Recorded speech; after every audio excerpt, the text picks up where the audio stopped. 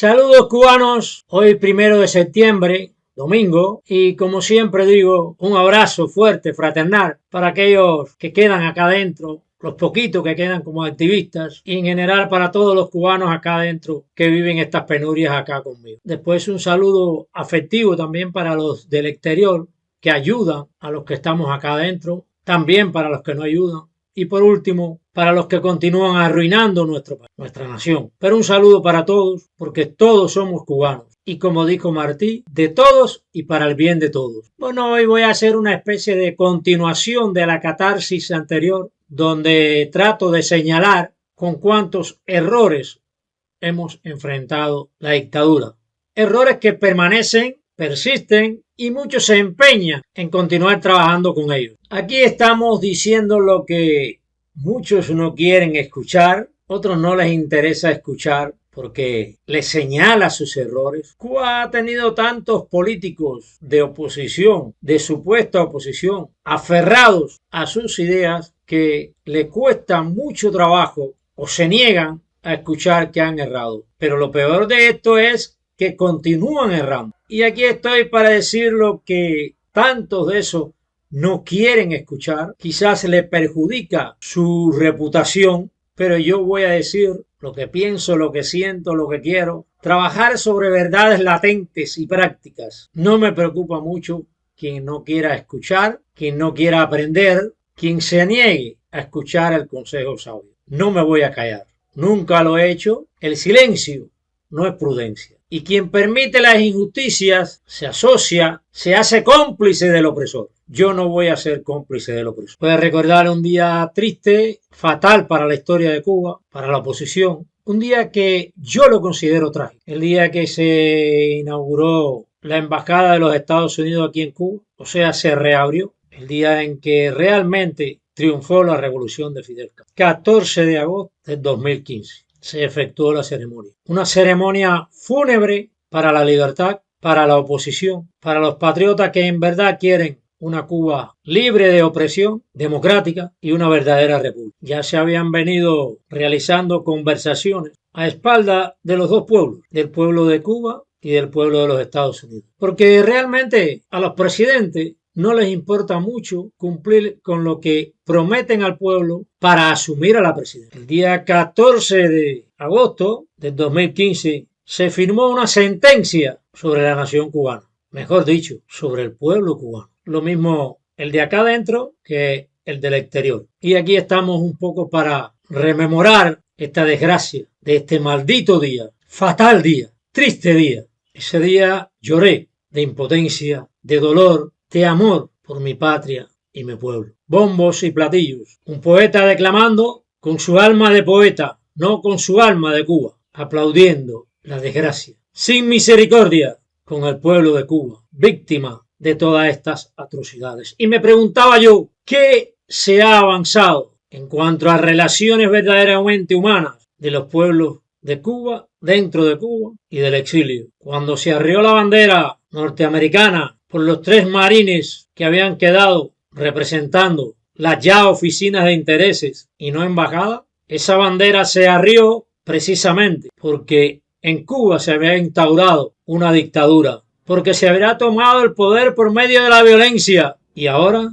el 14 de agosto del 2015, esos mismos marines vienen a izar la bandera. Pero ¿qué ha ocurrido en todas estas décadas? El motivo por lo que se arriaba la bandera permanece hoy cuando izan la bandera. ¿Qué avances, qué progresos en cuestiones de derechos humanos, de justicia social, de libertades y derechos se había alcanzado en todo este periodo? Ninguno. ¿Cuál es la grandeza entonces de izar la bandera, de reabrir la embajada, si los motivos por los cuales se había arriado esa bandera y se habían descompuesto las relaciones permanecen hoy más latente que nunca? ¿Dónde está el progreso para el pueblo de Cuba? Más de 5 décadas de explotación, de opresión, de violación de derechos. Y ahora, este día 14 de agosto del 2015, se legalizan todas esas atrocidades cometidas contra el pueblo de Cuba. ¿Cuál es el mérito de la reapertura de estas relaciones? Es un desmérito, no un mérito. Es un retroceso a la evolución humana. Es involución. Para mí fue un día terrible. Ese día realmente Fidel Castro consumó su egolatría de mantener la dictadura y que bajo esas condiciones dictatoriales los Estados Unidos se sometieran a sus egos imperiales de dictador. ¿Cuál es el éxito? Que cientos de exiliados aprobaron y que decenas de opositores dentro de Cuba aprobaron también. ¿Qué pensaban? ¿Que el programa del Partido Comunista, del castrocomunismo, nos iba a entregar espacios de libertad, de derecho? ¿O pensaban, con toda indolencia, en las ganancias que iban a obtener? Que sin equivocarme ni en aquel momento ni en este, han sido pérdidas principalmente para el pueblo de Cuba, que hoy permanece en las ruinas materiales y espirituales. ¿Dónde está la grandeza de tal acto, de tal ceremonia, más que en una aberración a todos los cubanos? Una burla, una humillación abierta. ¿Dónde está la grandeza? El avance hacia la democratización, hacia un Estado de derechos. En algunas calles vi la bandera norteamericana y la cubana, las dos flameando casi en el mismo lugar. Pero mi bandera cubana yo la veía llorando. No flameaba con una sonrisa, no estaba alegre. Continuaba con el puñal que le clavó en el pecho Fidel Castro y su revolución el 1 de enero de 1959, cuando tomó el poder por medio de la violencia y comenzó a masacrar, a asesinar, a desposeer, a abusar del pueblo de Cuba. Pero mi dolor no quedó ahí. Se acrecentó cuando el 20 de marzo del 2016, en un acto pérfido, indolente, el presidente Barack Obama entra a Cuba. Y el 22 de marzo, él y su esposa disfrutan de una comida en un paladar que de los 10 millones de cubanos, 9 millones y tanto no la habían podido disfrutar desde que Fidel Castro tomó el poder por medio de la violencia. Mientras el pueblo de Cuba permanece en la miseria, en la incertidumbre de existencia. Pero todo no queda ahí, en ese disfrute de las calamidades de la nación cubana. Esta barbarie termina el día 27 de marzo, cuando bajo la mirada de más de 60 reporteros internacionales se arremete ferozmente en el Parque Gandhi contra las damas de blanco y los manifestantes pacíficos que solo pedían libertad. Recuerdo ese día como si estuviese mirando lo que sucedía ahí. Unos días antes de la llegada de Obama, 2 reporteros norteamericanos habían hecho contacto conmigo para que yo los orientara dentro de Cuba. El día sábado, en la tarde, logramos que entrara a la sede de las damas de blanco. Allí quedamos toda esa noche bajo un fuerte operativo, hasta el otro día, en la mañana, que partimos para el Parque Gandhi. La dictadura había colocado un ómnibus solo para nosotros. Parecía una bondad, un síntoma de respeto, pero después me di cuenta que no, que era una burla. A las 10 de la mañana de ese domingo, bajo decenas de reporteros, nos reuníamos allí, decenas de pensadores diferentes, de protestantes pacíficos, y todo parecía que era un éxito, hasta que llegó el mediodía. Yo no estaba. Había ido con un periodista francés a casa de mi hermana a hacerle una entrevista, porque la casa de mi hermana estaba rodeada de patrullas y de agentes de la seguridad del Estado. No se podía mover de dentro de la casa. Allí con sus niñitas y su deseo de libertad. Después de terminada la entrevista, pasado el mediodía,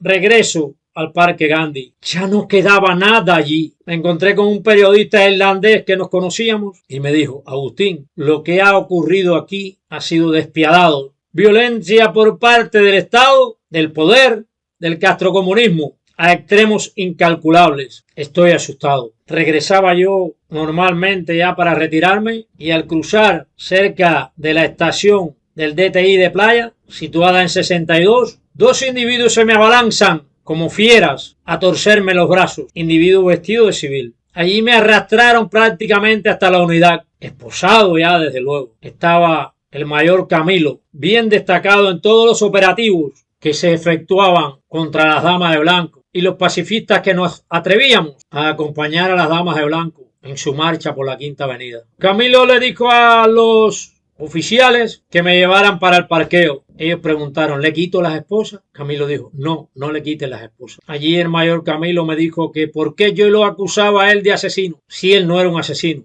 Le contesté que su comportamiento demostraba que era un asesino. Porque cuando estábamos en el Parque Gandhi en la mañana, él y dos de sus esbirros le habían caído a golpe a Yuri Roca. Y cuando llegué donde estaba Yuri Roca, sangraba de la frente. Y ahí le dije que era un asesino. Mientras Obama disfrutaba de su estancia en Cuba, yo estaba en un calabozo en el DTI de Playa. Allí me dieron un alimento que yo pienso que estaba contaminado con algo, porque me comenzó a trabajar en el estómago y a sentir bastante mal. A las 9 de la noche, después de una lluvia copiosa, se me liberó. Fue terrible el malestar que sentía, pero así logré llegar a la parada y ya cuando eran pasadas las 11 de la noche me dirigía hacia la casa de mi hermano. Parecía que me iba a desmayar cuando un señor del barrio me reconoció, paró su camioneta y me recogió. Cuando llegué a casa de mi hermana, casi me desmayo, con el malestar de estómago, el fuerte dolor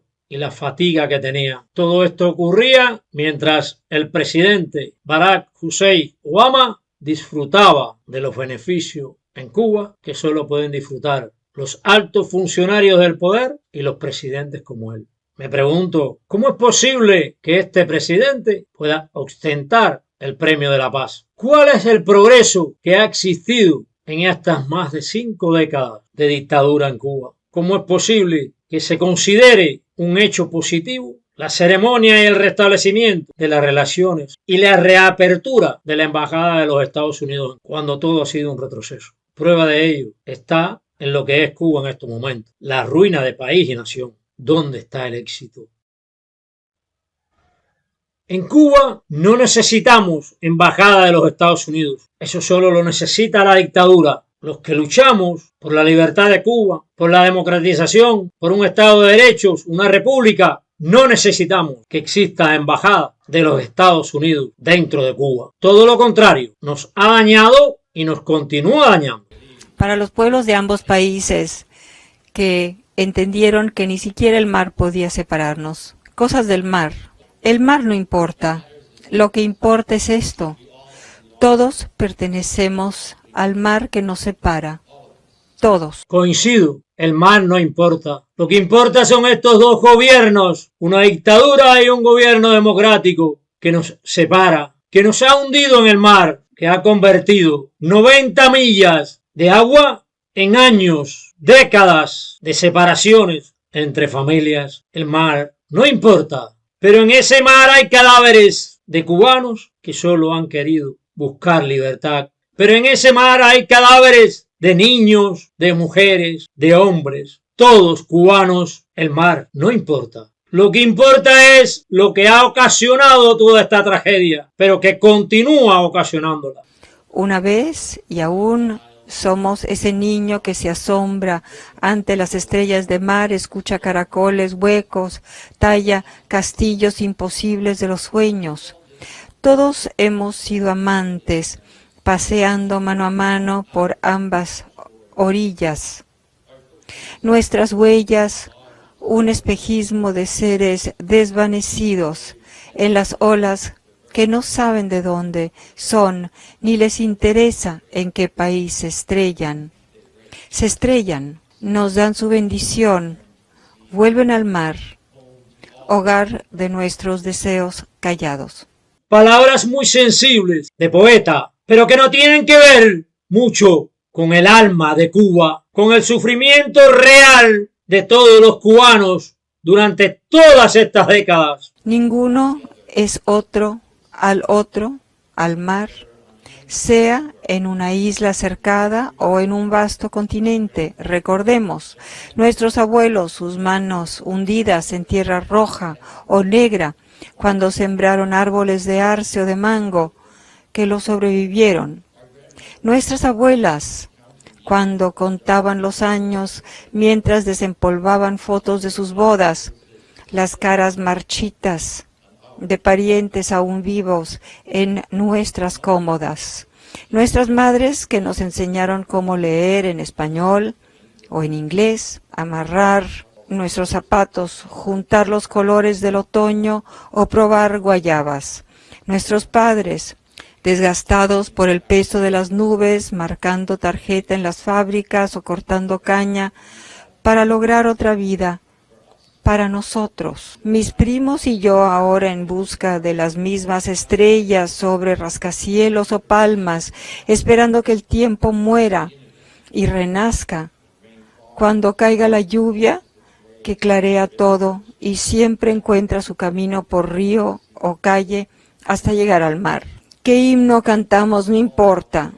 Todos hemos caminado descalzos, con alma desnuda, bajo el llanto de las gaviotas volando y saltando.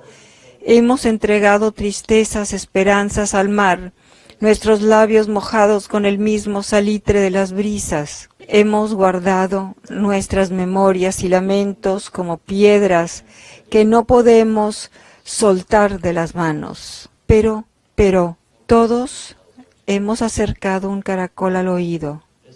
Escucha, otra vez, el eco.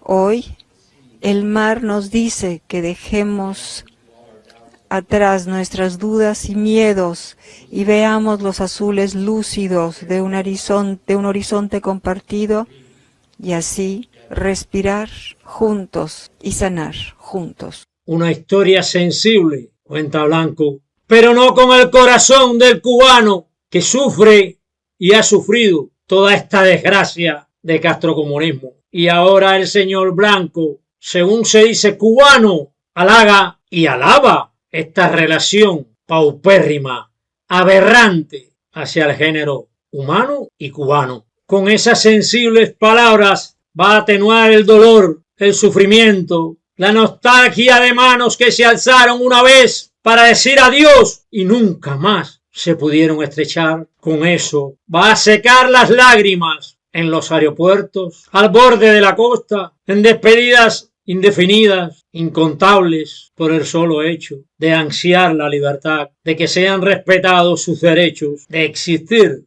como seres humanos civilizados dentro de las libertades y los derechos que nos corresponden por condición humana. Con esas palabras, el poeta Blanco va a lidiar esta tragedia que desgraciadamente continúa hasta estos momentos.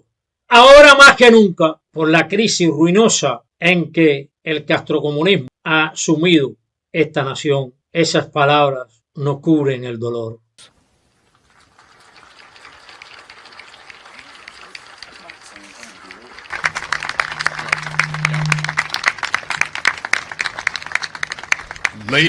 Con esas palabras va a cubrir el cementerio que hay en el estrecho de la Florida. Con esas palabras va a cubrir el cementerio que hay en Miami de cubanos que murieron con la nostalgia de tocar una vez más un trozo de tierra cubana. Todo esto es una hipocresía pérfida donde los que ostentan el poder se vanaglorian con el disfrute de sus mieles.